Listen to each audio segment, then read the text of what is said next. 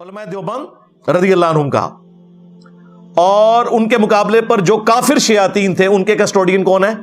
احمد بریلوی اور ان کی جماعت، یعنی انہوں نے بھی ان کو کافر ہی کہا۔ بعض دیوبندی کہتے ہیں نہیں ہمارے بزرگوں نے تو شیطانی لشکر کہا ہے، ان کو کافر نہیں کہا۔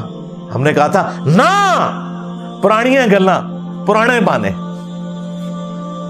انبیاء کے مقابلے پہ جو شیاطین آتے تھے وہ کافر شیاطین ہوتے تھے، مسلمان شیاطین ہوتے تھے۔ یہ انہوں نے سرخی پاؤڈر لگا کے نا ایک کفر کا فتویٰ لگایا، اور میں نے گرم تولیہ ان دونوں کے منہ کے اوپر پھیر دیا اللہ کے فضل سے۔ شیطانی لشکر۔ اور پھر اس میں انہوں نے اپنی کلیریفیکیشن دیتے ہوئے کہا کہ ہمیں یہ وہابی کہہ رہا ہے، انہوں نے کہا ہم وہابیوں کو تو خوارج سمجھتے ہیں، محمد بن عبد الوہاب اور ان کی جماعت کو ہم خارجی سمجھتے ہیں۔ یہ المہند میں لکھا، اور انہوں نے کہا کہ ہمارے بزرگ تو پہلے ہی لکھ گئے تھے۔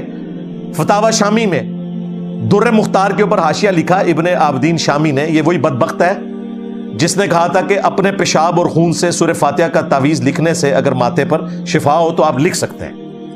جی 1252 ہجری میں یہ اپنے انجام کو پہنچا۔ یہ کوئی بہت پرانا نہیں ہے، اس کو مرے ہوئے ابھی 200 سال نہیں ہوئے، لیکن اعلیٰ حضرت اور علماء دیوبند سے یہ بڑا ہی تھا کیونکہ اعلیٰ حضرت ان کی رسپیکٹ کرتے تھے۔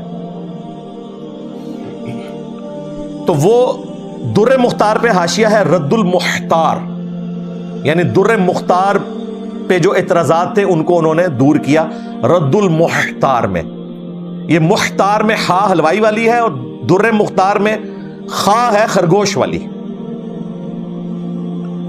اور اس فتاوی شامی میں انہوں نے کہا کہ محمد بن عبد الوہاب اور ان کی جماعت یہ شیطان کا سینگ ہے، خوارج ہے۔ اسی لیگیسی کو المہند میں دیوبندیوں نے یوز کیا کہ اعلیٰ حضرت ہم پہ غلط الزام لگا رہے ہیں، ہم پیچھے سے تو ان کو خارجی مانتے ہیں، ہم بھی خارجی مانتے ہیں۔ آج ویسے دیوبندی اہل حدیث ایک ہو گئے ہیں صرف بریلویوں کا مقابلہ کرنے کے لیے اور ریالوں کے چکر میں، ادروائز یہ ایک دوسرے کو کافر سمجھتے تھے۔ تو یہ جواب میں انہوں نے ان کو کلیریفائی کیا، اور الحمدللہ وہ کتابیں آج تک پرنٹ ہو رہی ہیں۔ میں نے غار سے دریافت نہیں کی ہیں، ان کے سلیبس میں پڑھائی جاتی ہیں، یہ خود پرنٹ کرتے ہیں۔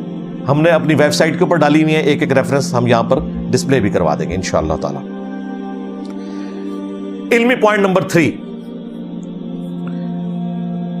جو مولوی مفتی منیب الرحمان صاحب حفظہ اللہ تعالی پر فتویٰ بازی کر رہے ہیں اور بالکل درست کر رہے ہیں، دین تصوف اور مسلک اعلیٰ حضرت یہی ہے جو وہ بیان کر رہے ہیں، اس میں بار بار وہ ایک جملہ استعمال کر رہے ہیں کہ علماء حرمین نے جو انہیں کافر ڈکلیئر کیا تھا حسام الحرمین میں۔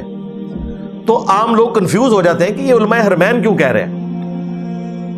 تو یہ یاد رکھیے گا کہ اس وقت جو علماء حرمین ہے نا، یہ 1926 میں سلطنت عثمانیہ کے ٹوٹنے کے بعد جو سلفی تحریک تھی یا عرب کی ریولوشن تھی سلطنت عثمانیہ کے خلاف، وہ کامیاب ہوئی، اور اس کے نتیجے میں یہ سعودی عرب بنا۔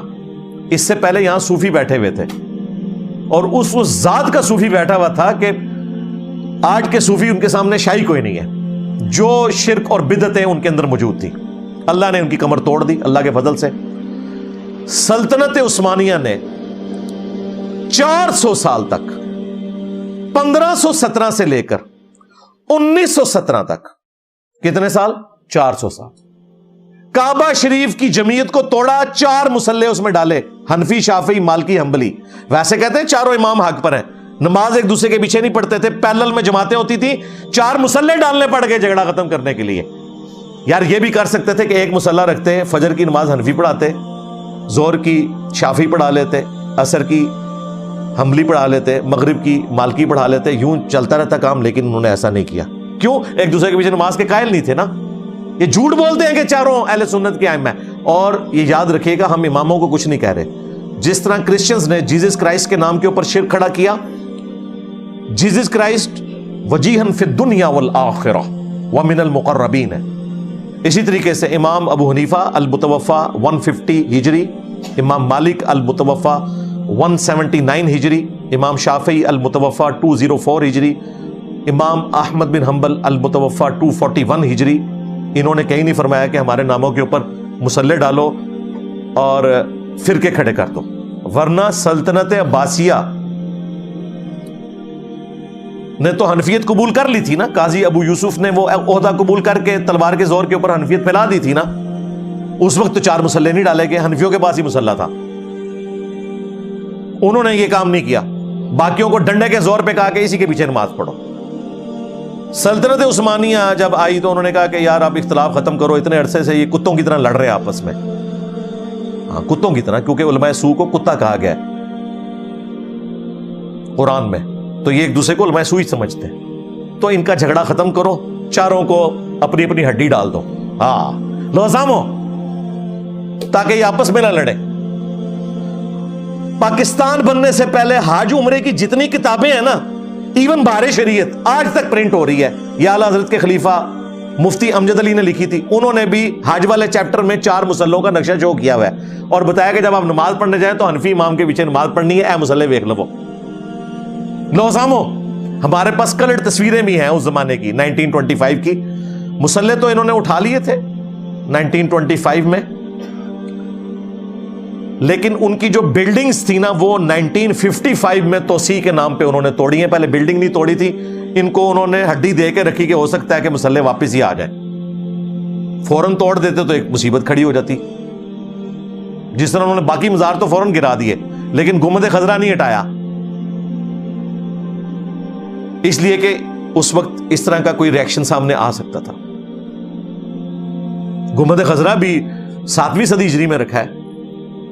ایوبی ڈائنسٹی کا جو بادشاہ تھا مملوک سلطنت کا، الملک المنصور قلاوون، اس نے رکھا ہے.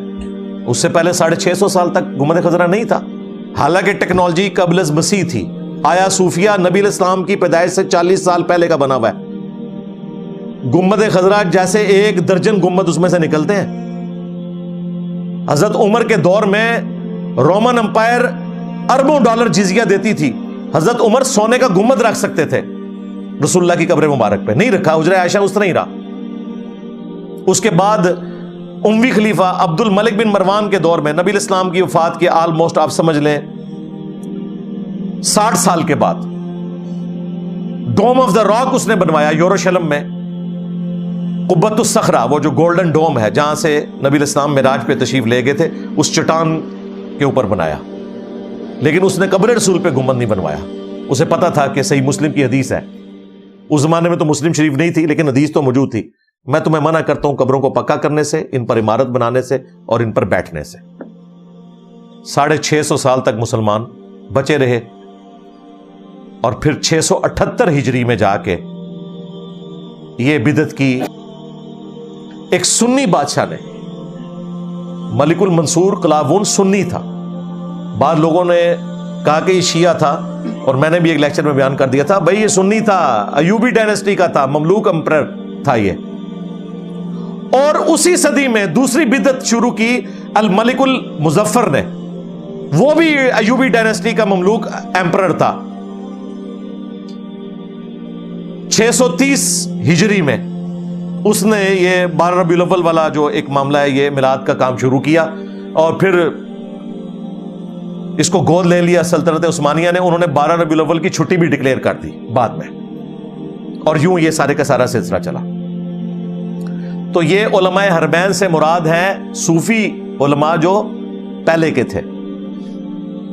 اب وہاں پہ سعودی حکومت آئی، انہوں نے 4 مسلح ان کے ختم کیے، اور دیکھیں سنت کے مطابق امام کو انہوں نے کھڑا کیا مقام ابراہیم پر. وَاتَّخِذُوا مِن مَقَامِ إِبْرَاهِيمَ مُصَلَّى.